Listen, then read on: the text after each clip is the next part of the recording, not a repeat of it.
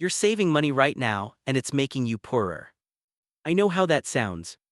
You're doing everything right, cutting back, meal prepping, putting money aside. And somehow you're still broke. Saving isn't the problem. It's what saving has become. There's a specific moment where your money is supposed to flip. Where it stops sitting there and starts working for you. Most people never make that flip. Not because they're lazy. Because nobody explained when or how. When was the last time someone actually explained how money grows? Yeah, exactly. And it gets worse. The system rewards people who never make that flip. While your money sits earning 0.5% interest, inflation runs at 3–4% yearly. You're losing 3% just by being responsible. Imagine your savings as a glass of water with a tiny hole at the bottom. Drip, drip, drip. You keep pouring more in. But the hole keeps draining it. And the people who told you to use that glass, they know about the hole. If you've ever felt like you're doing everything right but still falling behind, comment real below.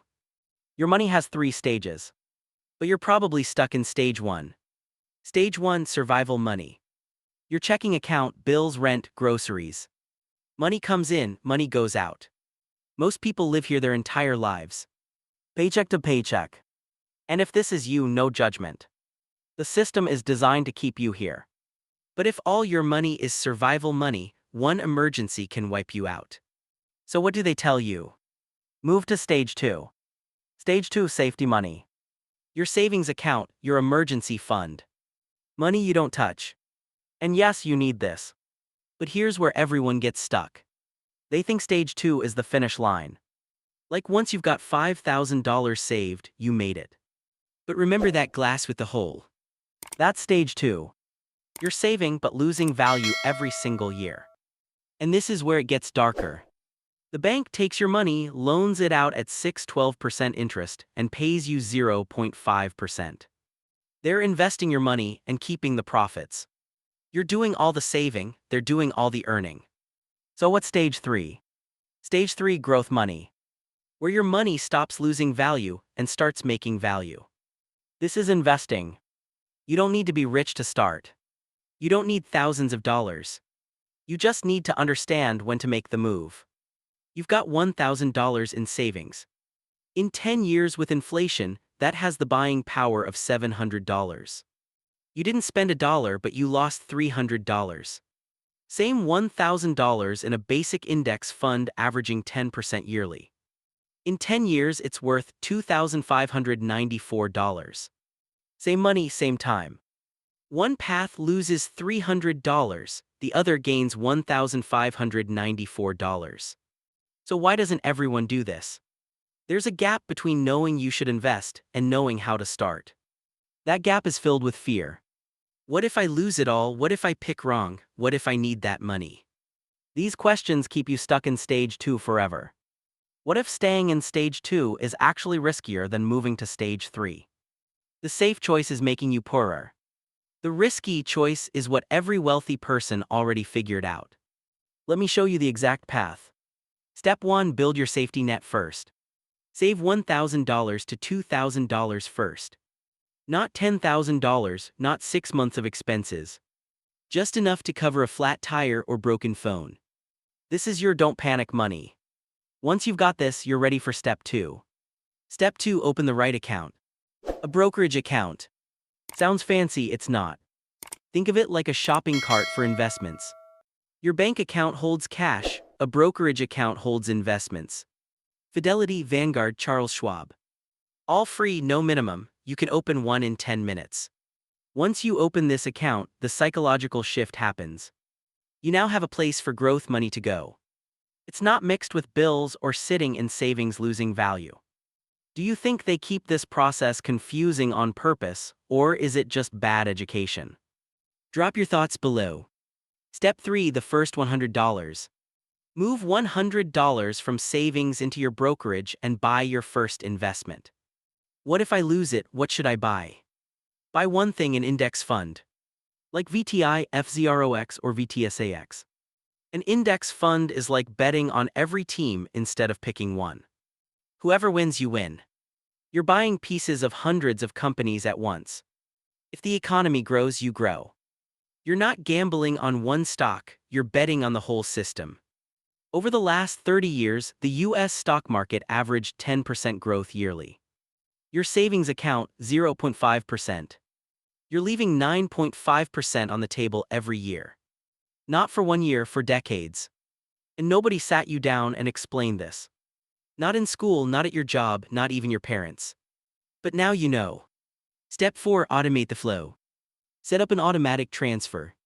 $25, $50, $100 doesn't matter. What matters is the system. Imagine your money is a river flowing into checking. Most evaporates on rent, bills, stuff you don't remember buying. Now build a small canal that automatically redirects a portion to growth. Before you see it, before you spend it, before you talk yourself out of it. This is the secret. You don't get rich by willpower. You get rich by making it automatic. How to do it. Log into your brokerage. Find automatic investment. Pick your index fund amount and frequency. Done. Now money automatically moves from your bank, buys your index fund. You don't think so, you don't decide, it just happens. After 2 or 3 months, you won't even miss it. Your brain adjusts. But people fail because they try to invest what's left over at the end of the month. And there's never anything left. So automate it first. Step 5. Never check it. Stop looking at it every day. You put in $100, next week it's $98, you panic and pull out. You just locked in that $2 loss. But if you waited, 2 months later it's $110, $2 years later it's $180. Investing isn't a microwave, it's a slow cooker. You set it and walk away. If you keep opening the lid, you ruin it. This separates people who build wealth from people who stay broke. Patience. How many of you pulled money out because you got scared and regretted it later? Be honest in the comments. You're 25, you automate $100 monthly into an index fund until you're 65.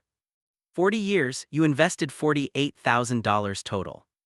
With 10% average returns, that becomes $632,000. $48K invested could grow to over $600K because time lets your money compound. Now say you waited until 35, same $100 monthly, same returns. But only 30 years instead of 40. You end up with $227,000. You just lost $405,000 by waiting 10 years. 10 years of "I'm not ready yet" cost you nearly $500,000. If this is the first time someone's explained money in a way that actually makes sense, hit subscribe. This channel exists to break down the system they don't want you to understand. But what if the market crashes? The market crashes all the time, 2000, 2008, 2020. Every time people panic, pull out, lock in losses. Then watch from the sidelines as the market recovers and goes higher.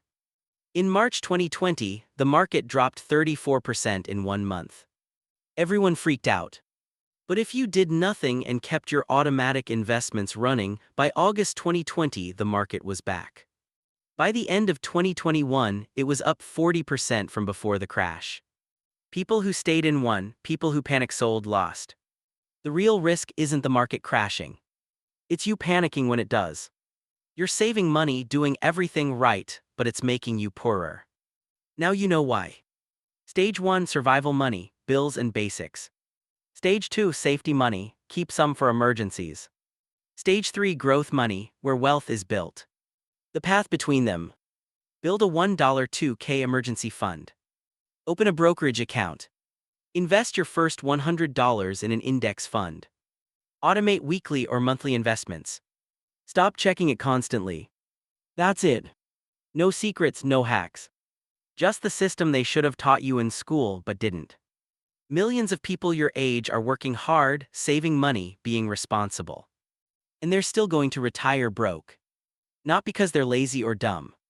Because nobody explained the difference between saving and investing until it was too late. You weren't failing, you just never got the rulebook.